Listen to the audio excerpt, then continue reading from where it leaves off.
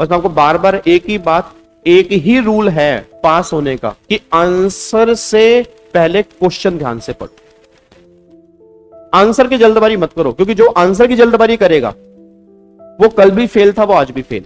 ये मेरी बात लिख लो आप, चाहे वो किसी पेपर की बात करो, चाहे वो सीएल है, सिक्योरिटी है, कोई भी है।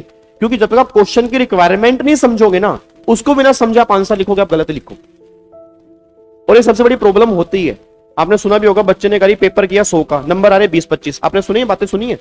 ये बहुत सारे बच्चे, 25 अगस्त को रिजल्ट आएगा, आपको मैं दिखा दूंगा। बच्चा बोलेगा पेपर किया 100 का, नंबर 20-25 आ रहे हैं। क्यों आ रहे हैं 20-25? इंस्टीट्यूट पागल नहीं है। इंस्टीट्यूट कह रहा है मेरे को प्राइवेट कंपनी की एडवांटेज बता दो। बच्चा लिख के आ रहा है कंपनी का मतलब क्या है। कंपनी दो तरह की होती है, प्राइवेट पब्लिक। पब्लिक की होती है, वो कह रहा है पूछ ही नहीं रहा, मेरे को क्यों घुमा रहे तुम? सर पेज भी तो भरेंगे ना। तो ये पेज भर के नंबर नहीं मिलते, बीकॉम के एग्जाम नहीं है कि शीट भरो मार्क्स लो। ये पहली बात तो ये समझ लो, क्योंकि आप ना भी वहां से बाहर ही नहीं आ पा रहे। बीकॉम वाले बच्चे पूछते हैं कि सर शीट भर देते हैं मार्क्स मिल जाते हैं, तो बीकॉम और इसमें जमीन आसमान का फर्क है। ये प्रोफेशनल कोर्स है, यहां पे उतना ही लिखना जितना उसने बोला, चाहे वो आधे पेज में खत्म हो रहा हो। कभी भी रैंकर से बात कर लेना, इस बार रैंक आएंगे, उसका इंटरव्यू लूंगा, ठीक है, उनसे एक ही बात पूछूंगा, क्या शीट पूरी भरी? पता क्या बोलेंगे? आधी से ज्यादा शीट भरी है, पूरी नहीं भरी। उनकी शीट पूरी भरती नहीं है, फिर भी रैंक आता है। रीजन, क्योंकि जो उसने पूछा उतने में ही नंबर मिलते हैं। और हमारा दिमाग क्या कहता है, बच्चे क्या पूछते हैं, सर 5 नंबर का क्वेश्चन आएगा तो कितनी शीट भर के आए? क्वेश्चन देखो बच्चे की कला, कि 5 नंबर में कितनी शीट भर के आए। मैंने कह दिया कितनी शीट मतलब अगर आधे पेज का आंसर तो आधा नहीं, नहीं सर आप 2 पेज बोलोगे 2 पेज भराएंगे। आप बोल दो एक बार हमें 3 भर देंगे, क्या है? हमें लिखना ही तो है, कहीं से कुछ भी लिख देंगे। तो शीट भरने पे दिमाग जाता है ना, फिर नंबर नहीं मिलते। और एग्जाम हॉल में होता यही है, पेपर आप दे रहे हो, शीट किस दूसरे ने मांग ली, दिमाग आपका खराब हो गया। उसने शीट मांगी है, और उसकी शीट से टेंशन तुम्हें होगी, यार मेरी तो शीट नहीं भर रही, मैं भी खुला खुला लिखता हूं।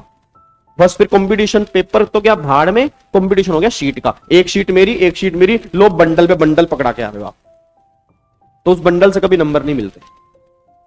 और 100 नंबर का पेपर पूरा ही वही कर पाता है जिसने वही लिखा हो जो एग्जामिनर ने मांगा है। आपने कभी सुना बच्चे बाहर आके बोलते हैं 70 का किया, पूरा नहीं हुआ, पेपर लेंदी था? आपने सुना है? बातें सुनी है कि नहीं सुनी?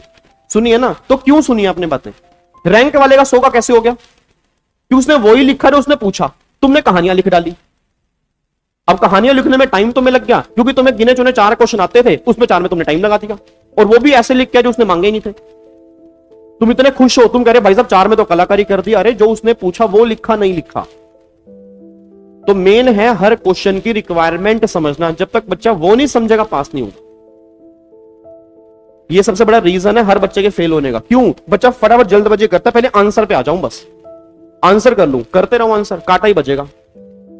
क्योंकि जब तक क्वेश्चन सही ढंग से नहीं पढ़ोगे, और मिनिमम 2 बार क्वेश्चन पढ़ना बहुत जरूरी है। क्योंकि हर क्वेश्चन देखने में कई बार आसान लगता है, बट वो आसान होता नहीं है। जैसे ऊपर वाला क्वेश्चन था, आपने 2 सेकंड में आंसर दिया ना मुझे, और सबका ही गलत निकल गया। रीजन, कोई 1 अक्टूबर पढ़ने से भूल गया, बस उसके दिमाग में क्या घूम गया, 8 लाख का 4%, 32,000 आंसर, काम खत्म। बट ये देखने भूल गए कि 1 अक्टूबर को उसने लोन दिया।